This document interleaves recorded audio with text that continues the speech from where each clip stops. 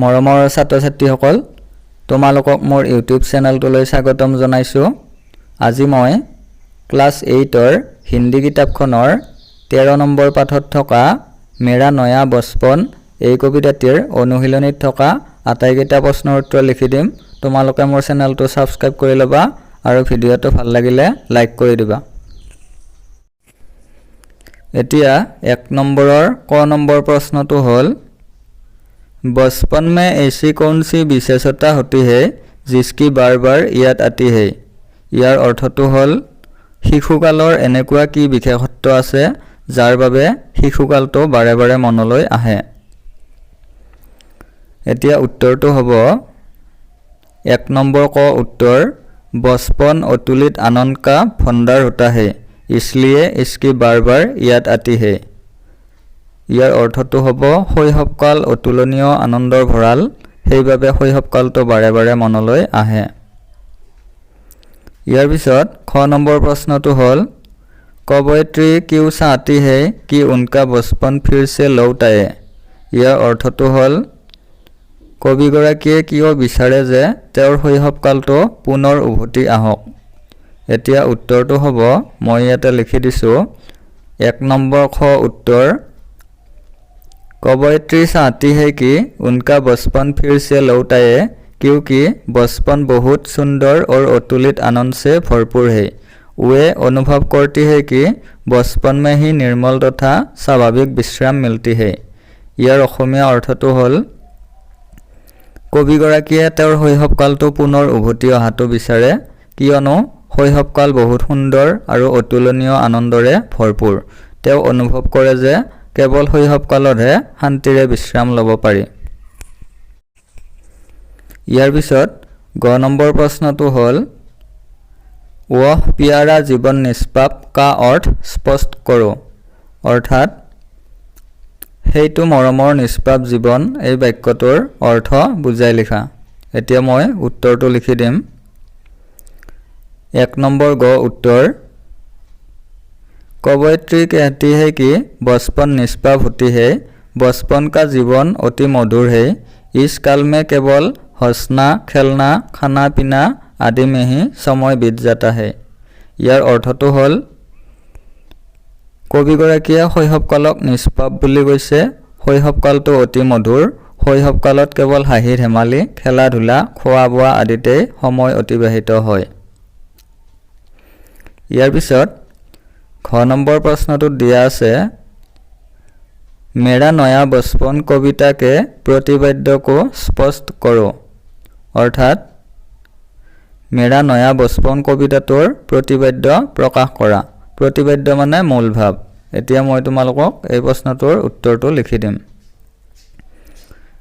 1 number খ उत्तर मेरा नया बचपन कविता को कवयित्री ने सुंदर भावना से वर्णन किया। इस कविता में एक शिशु का मन स्वभाव आदि का वर्णन किया गया है। प्रस्तुत कविता में कवयित्री ने अपने बचपन की मधुर स्मृतियों का सजीव वर्णन किया है। এতিয়া ইয়াৰ অসমীয়া অৰ্থটো হ'ব মেৰা নয়া বচপন কবিতাটো কবিগৰাকীয়ে সুন্দৰভাৱে বৰ্ণনা কৰিছে। এই কবিতাটোৰ জৰিয়তে এটা শিশুৰ মন স্বভাৱ আদিৰ বিষয়ে বৰ্ণনা কৰা হৈছে। এই কবিতাটোত কবিগৰাকীয়ে নিজৰ শৈশৱকালৰ মধুৰ স্মৃতিবোৰৰ বিষয়ে বৰ্ণনা কৰিছে। এইবাৰ 2 নম্বৰটোত দিয়া আছে আশয় স্পষ্ট কৰক। অৰ্থাৎ ভাৱ বহলাই লিখা বা বুজাই লিখা। এতিয়া ক নম্বৰটোত দিয়া আছে बार बार आती है मुझको मधुर याद बचपन तेरी गया ले गया तो जीवन की सबसे मस्त खुशी मेरी। এতিয়া এই কথাখিনিৰ ভাৱ বহলাই লিখিব লাগিব অৰ্থাৎ বুজাই লিখিব লাগিব। এতিয়া মই উত্তৰটো তোমালোকক লিখি দিম 2 নম্বৰ ক उत्तर कवयित्री ने बचपन को बार बार याद करती है क्योंकि बचपन एक निराले आनंद का जीवन है। इस काल में खेलना घूमना खाना पीना आदि में ही समय बीत जाता है। बचपन अतुलनीय आनंद से भरपूर है। ইয়াৰ অৰ্থটো হ'ব কবিগৰাকীয়ে শৈশৱকালটোক বাৰে বাৰে মনত পেলাইছে কাৰণ শৈশৱকালৰ জীৱনটো বহুত আনন্দৰ জীৱন। শৈশৱৰ সময়ছোৱাত খেলা ধূলা কৰা, ফুৰিবলৈ যোৱা, খোৱা লোৱা কৰা আদিতেই সময়বোৰ অতিবাহিত হয়। শৈশৱকালটো অতুলনীয় আনন্দৰে ভৰপূৰ হৈ থাকে। এইবাৰ খ নম্বৰটো দিয়া আছে मैं बचपन को बुला रही थी, बोल उठी बिटिया मेरी, नंदन बन सी फूल उठी, यह छुटी सी कुटिया मेरी। এতিয়া এই কথাখিনিৰ ভাৱ বহলাই লিখিব লাগিব। এতিয়া মই উত্তৰটো লিখি দিম। 2 নম্বৰ খ उत्तर कवयित्री अपने बचपन को याद कर रही थी, तभी उनके बचपन के रूप में उनकी बेटी आई। अपनी बेटी की खेलना कूदना मौसल जाना आदि देखकर कवयित्री को बहुत आनंद मिला। नंदन कानन में खिले फूलों की तरह उनकी कुटिया चमक होने लगा। এতিয়া এই কথাখিনিৰ অসমীয়া অৰ্থখিনি মই ইয়াতে লিখি দিম। কবিগৰাকীয়ে নিজৰ শৈশৱকালক মনত পেলাই থাকোঁতেই তেওঁৰ সৰু ছোৱালীজনী শৈশৱৰ ৰূপত তেওঁৰ ওচৰলৈ আহিছিল। নিজৰ ছোৱালীজনীৰ খেল ধেমালি খং অভিমানবোৰ দেখি কবিগৰাকীয়ে বহুত আনন্দ পাইছিল। নন্দন বনত ফুলি থকা ফুলৰ দৰে তেওঁৰ পজাঘৰটো উজ্বলি উঠিল। এইবাৰ 3 নম্বৰটো দিয়া আছে निम्नलिखित कथनों में से सही कथन पर सही का चिन्ह लगाओ। ইয়াৰ অৰ্থটো হ'ল তলত দিয়া প্ৰশ্নবোৰৰ শুদ্ধ উত্তৰটোত শুদ্ধ চিন দিয়া। এতিয়া ক নম্বৰটো দিয়া আছে कवयित्री को बार बार बचपन की याद आती है क्योंकि। এতিয়া এই বাক্যটো অসম্পূৰ্ণ হৈ আছে। এই বাক্যটো সম্পূৰ্ণ কৰিবলৈ হ'লে আমি তলত দিয়া অপশ্যনবিলাকৰ পৰা এটা অপশ্যন ইয়াতে বহুৱাই দিব লাগিব। এতিয়া অ নম্বৰত থকা অপশ্যনটো হ'ল उनकी माँ उन्हें बहुत प्यार करती थी। ইয়াৰ পিছত আ নম্বৰত থকা অপশ্যনটো হ'ল बचपन अतुलित आनंद का भंडार होता है। ইয়াৰ পিছত ই নম্বৰ অপশ্যনটো হ'ল बचपन में कोई काम नहीं करना पड़ता। এতিয়া শুদ্ধ উত্তৰটো হ'ব আ নম্বৰ बचपन अतुलित आनंद का भंडार होता है। ইয়াৰ পিছত খ নম্বৰটো দিয়া আছে বৰে বৰে মোটি সে আছো। এতিয়া শুদ্ধ উত্তৰটো হ'ব আ নম্বৰ জয়মালা পেহনাতে থে। ইয়াৰ পিছত গ নম্বৰত দিয়া আছে बचपन में रोने पर कवयित्री की माँ। এতিয়া শুদ্ধ উত্তৰটো হ'ব অ নম্বৰ उन्हें गोद में उठाकर खूब प्यार करती थी। ইয়াৰ পিছত খ নম্বৰটো হ'ল कवयित्री की बिटिया उन्हें क्या खिलाने आई थी। এতিয়া শুদ্ধ উত্তৰটো হ'ব ই নম্বৰ মিট্টি। ইয়াৰ পৰা তোমালোকে এই উত্তৰকেইটা লিখি ল'বা। এইবাৰ 4 নম্বৰটো দিয়া আছে ৰিক্ত স্থানো কি পূৰ্তি কৰোঁ, অৰ্থাৎ খালী ঠাই পূৰ কৰা। এতিয়া প্ৰথমতে মই ক নম্বৰটোত থকা খালী ঠাইখিনি পূৰ কৰি দিছোঁ। এতিয়া মই এবাৰ এই পেৰাগ্ৰাফটো পঢ়ি দিম। जिसे खुजती थी बरसों से अब जाकर उसको पाया, भाग गया था मुझे छोड़कर वह बचपन फिर से आया। ইয়াৰ পিছত এবাৰ মই খ নম্বৰত থকা খালী ঠাইকেইটা পূৰ কৰি দিছোঁ। এতিয়া মই এবাৰ এই পেৰাগ্ৰাফটো পঢ়ি দিম। आजा बचपन एक बार फिर दे दे अपनी निर्मल शांति, व्याकुल व्यथा मिटाने वाली वह अपनी प्राकृत विश्रांति।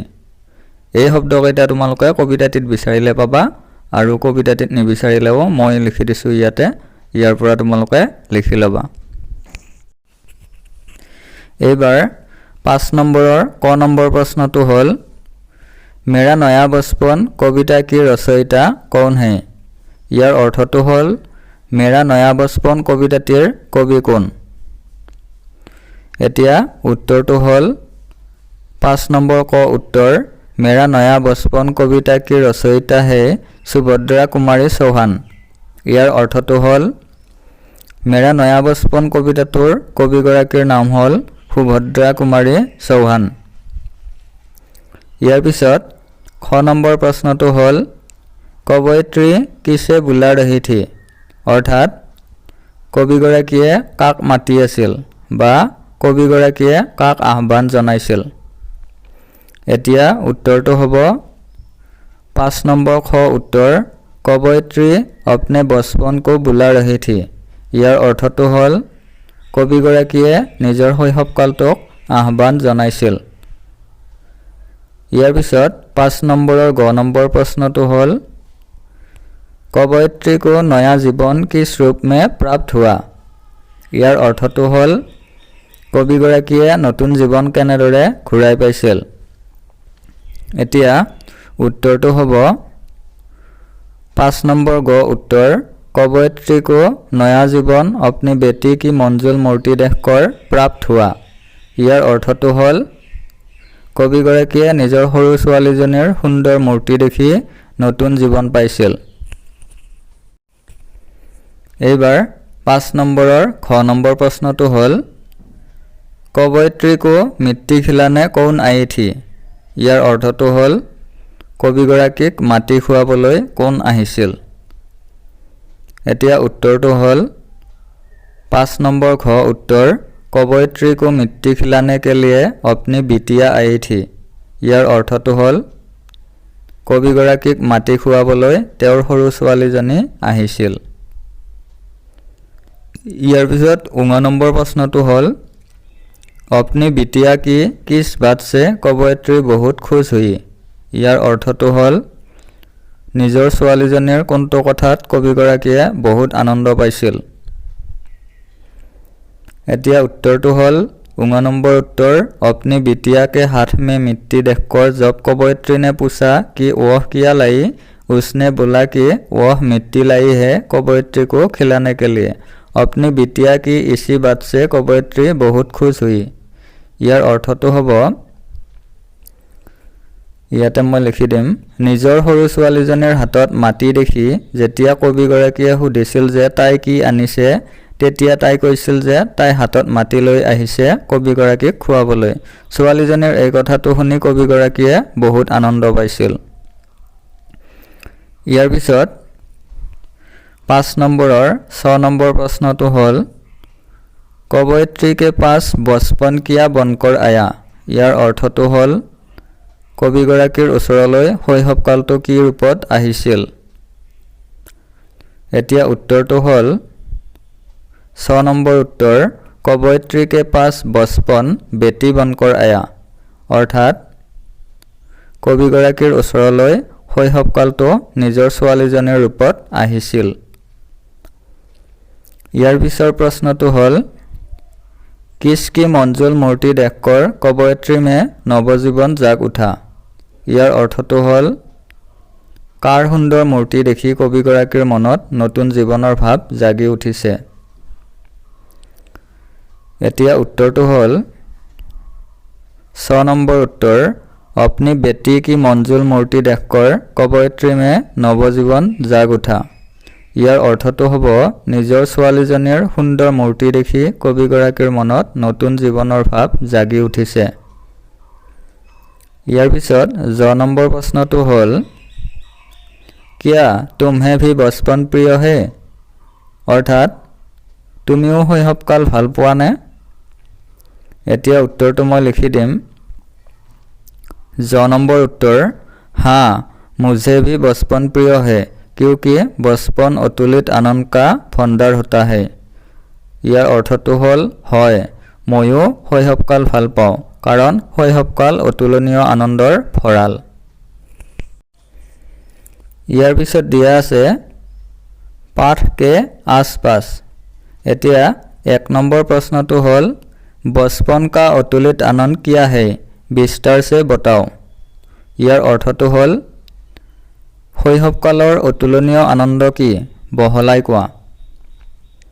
এতিয়া মই ইয়াতে উত্তৰটো লিখি দিছো 1 নম্বৰ उत्तर बचपन का अतुलित आनंद है इस काल में अपना मन डर चिंता दुख पाप आदि से मुक्त है। बचपन सिर्फ खेलना घूमना हंसना खाना पीना आदि से भरपूर है। ইয়াৰ অসমীয়া অৰ্থটো হ'ব শৈশৱকালৰ অতুলনীয় আনন্দ হ'ল এই সময়ছোৱাত আমাৰ মন ভয় চিন্তা দুখ পাপ আদিৰ পৰা মুক্ত হৈ থাকে। শৈশৱকালটো কেৱল খেলা ধূলা কৰা ফুৰিবলৈ যোৱা, হাঁহি ধেমালি, খোৱা লোৱা এইবোৰতেই পাৰ হৈ যায়। এইখিনি লিখিলেই হৈ যাব। ইয়াৰ পিছত 2 নম্বৰ প্ৰশ্নটো হ'ল कविता को पढ़ते हुए तुम्हें अपने बचपन की किया किया बातें याद आती है, विस्तार से सुनाओ। ইয়াৰ অৰ্থটো হ'ল কবিতাটো পঢ়াৰ সময়ত শৈশৱৰ কি কথা তোমাৰ মনলৈ আহে বহলাই কোৱা। এতিয়া উত্তৰটো মই ইয়াতে লিখি দিছোঁ। 2 নম্বৰ उत्तर कविता को पढ़ते हुए मुझे अपने बचपन की सभी बातें याद आती है, जैसे खेलना, घूमना, खाना पीना, हंसना, रोना, दौड़ना आदि। ইয়াৰ অসমীয়া অৰ্থটো মই ইয়াতে লিখি দিম। কবিতাটো পঢ়াৰ সময়ত শৈশৱৰ সকলো কথাই মোৰ মনলৈ আহিছে, যেনে খেলা ধূলা কৰা, ফুৰিবলৈ যোৱা, খোৱা লোৱা কৰা, হহা কন্দা, দৌৰা আদি।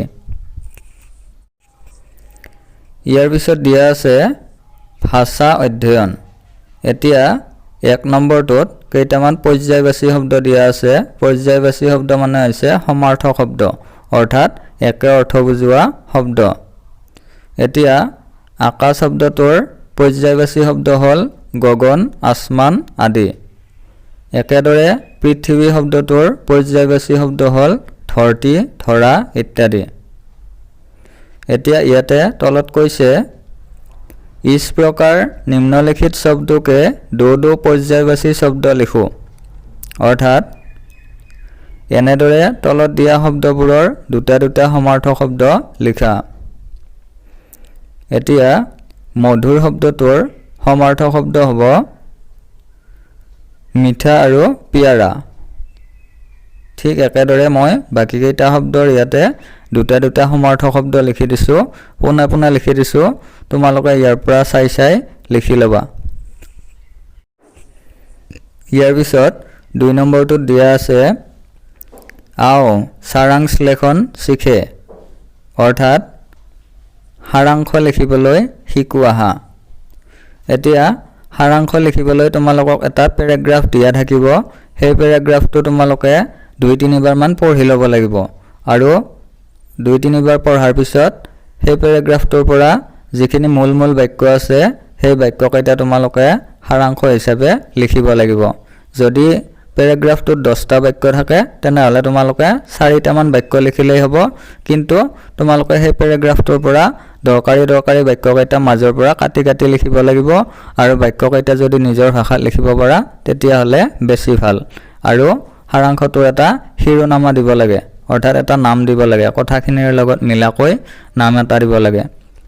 ইয়াতে 3 নম্বৰত এটা তোমালোকক উদাহৰণ দিয়া আছে সাৰাংশ কেনেকৈ লিখিব লাগে। তোমালোকে এই উদাহৰণটো পঢ়ি চালে বুজি পাবা।